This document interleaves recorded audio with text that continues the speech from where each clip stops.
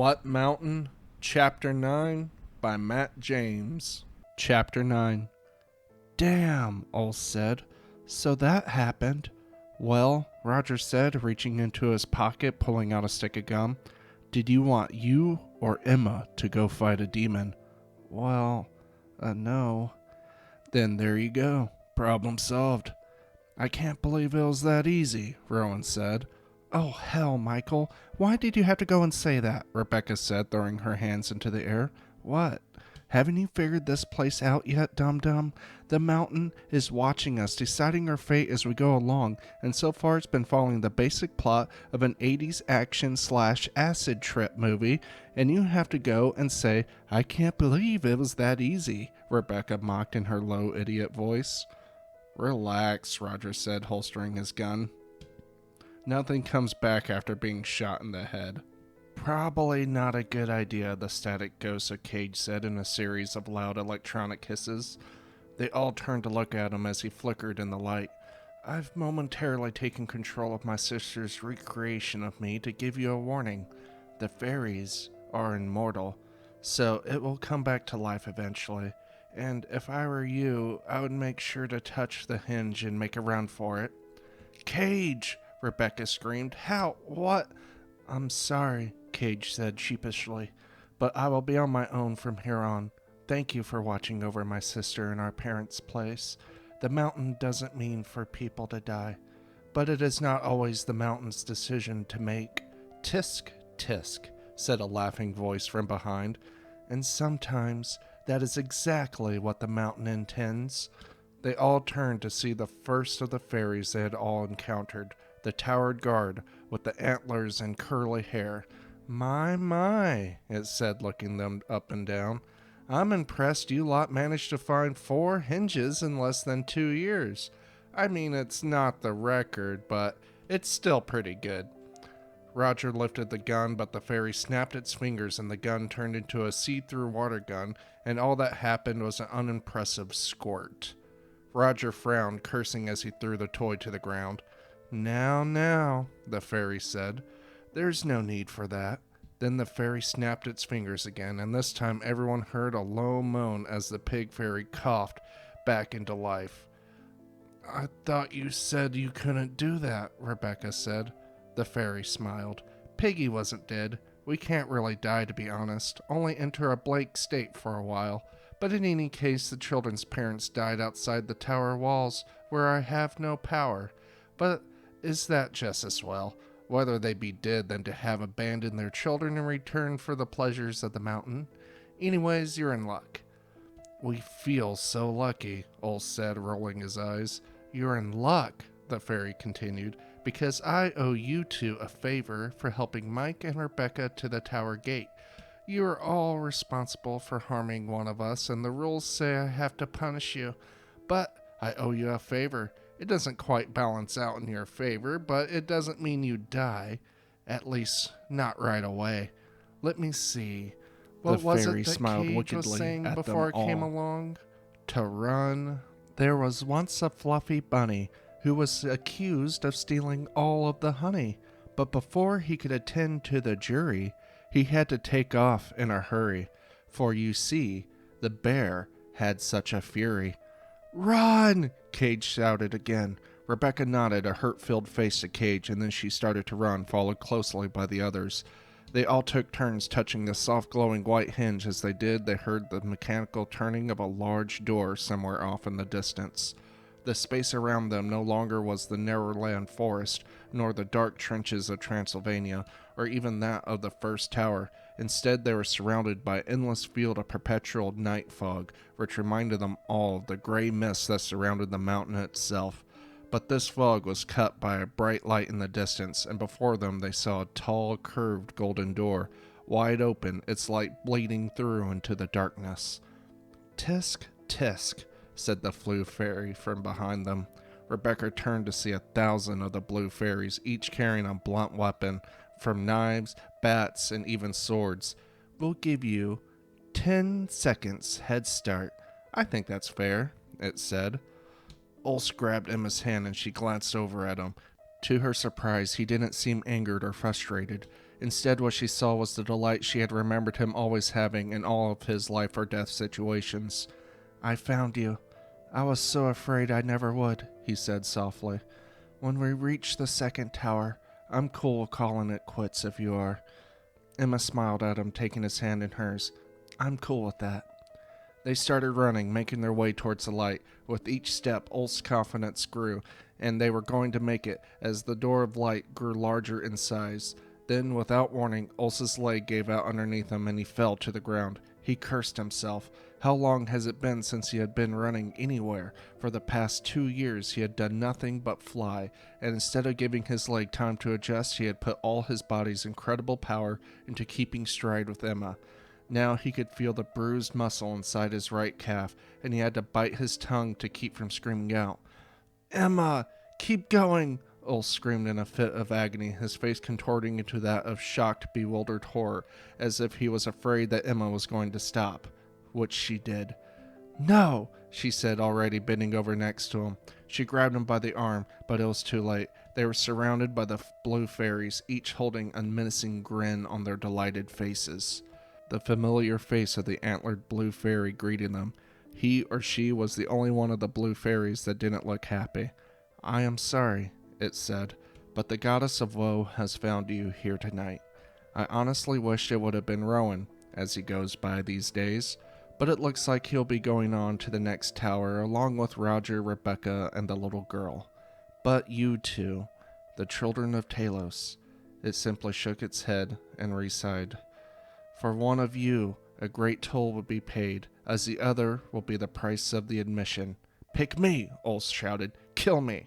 Emma gasped, her chest heaving up and down. "No!" Emma stood, and with a solid motion of her foot, kicked Ulf hard into the ground. He cried out in a small whimper, and he could only watch as Emma looked down at him. "I am," she said in a gasp of new tears, "your older sister. As the oldest, it falls to me to save you. How dare you even try to take that right from me?" Emma turned to the antlered fairy and said, "I will pay for his admission." Then, without another word, Emma turned to the other fairies and rushed into the crowd, brandishing her fist as a mighty weapon. Ulf pushed himself up in time to see Emma's fist sink into the face of the nearest fairy. Then she was lost in a sea of blue limbs. He continued to watch the wave-like motions of the fairies where Emma had disappeared, hoping to see any glimpse of her fighting her way out. But he already knew. She was gone. The antlered fairy shook its head. "I am sorry. Children of Talos aren't supposed to die." Ulf didn't cry or lash out. He simply pushed his body into a sitting position and said, "But they do die. So many of us die before we even reach the mountain's gate. Did you know that?" "Yes," it said. "The only thing the parents of Talos care about is that their children become like them. We are trained from the moment of our birth to be like them and to one day climb the mountain. If we die in the process, then what of it? They were weak and undeserving of breath, much less to be a child of Talos. You know that I had an actual blood sister once. She died about the same age I am now. My parents didn't even mention she was gone. Not once. They only cleaned out her room and it was done. You know, I only know what a funeral is because of movies I used to sneak and watch. Emma and I gave her a funeral though. But that's not when she accepted me as her brother, even if at that moment I took her as my sister. No, she still only saw me as her friend's annoying little brother." Ulf took a deep breath and let out a slight laugh, and after a moment continued, "Then one day, the same thing happened to her little brother, and he was just gone, like my sister was. We gave him a funeral too. Then after that, we truly adopted each other.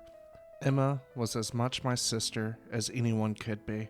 She was there when I had to fight for my life in the Colosseum. She held my hand when I watched my best friend die from an infected wolf bite. She was there when I stole my father's car to try to escape the city. Then she was there when I got banished from my father's home, and she was there when I walked into the gate of the mountain. Do you understand what it is that you took from me?" "I don't think he can understand much of anything," Roger's familiar voice said. Ulse looked up to see Roger standing next to the antlered fairy, who didn't bother to give Roger a response. It only looked at Ulse and repeated, "I am sorry." Then it disappeared. Roger scooped Ulse into his arms, finally seeing him for what he truly was, just a boy who had lost his last and only family member. Ulse did cry then, and Roger held him tight. "I know," he said softly. "I know." Roger carried Ulse towards the others, who were all gathered near the entrance of the gate. All had stopped and witnessed what had happened. Tara was sobbing, holding on the edge of Rebecca's leg. "I will be your sister," she said, gasping between breaths. Rebecca and Rowan kept their heads down, each holding the other's hand with a solemn expression of pain etched into Rebecca, while a look of guilt plastered Rowan's. Rebecca said, "wouldn't have made it far if Emma hadn't found me," she admitted. "I am truly sorry, Ulse." "Me too," Rowan said. Ulse nodded, still holding on to Roger. "She isn't gone." Rebecca's face turned to sorrowful concern. "Ulse." "No," he said. "My friend Roger is here to bring back his dead daughter in the second tower, right?" Roger nodded. "Yes." "Then I can bring back Emma."